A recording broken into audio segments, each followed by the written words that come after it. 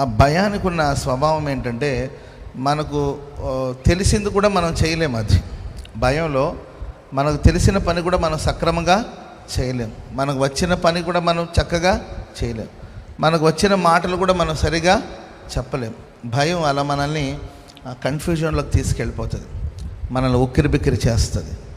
So కాబట్టి పిల్లల్లో ఉన్న భయాలన్నిటిని దేవుడు పోగొట్టి ధైర్యం ఇచ్చి మంచిగా పరీక్షలు రాయడానికి ప్రభు సహాయం చేయనుగాక.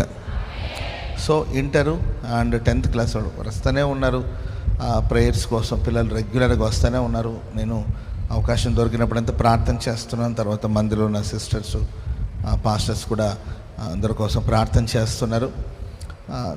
వాళ్ళు కూడా కష్టపడి చదువుకోవాలి. ప్రార్థన చేశారని పరీక్ష రాయడమే కాకుండా వాళ్ళు కూడా చక్కగా చదువుకొని ధైర్యంగా పరీక్షల్ని ఎదుర్కోవాలి, చక్కగా రాయాలి, మంచి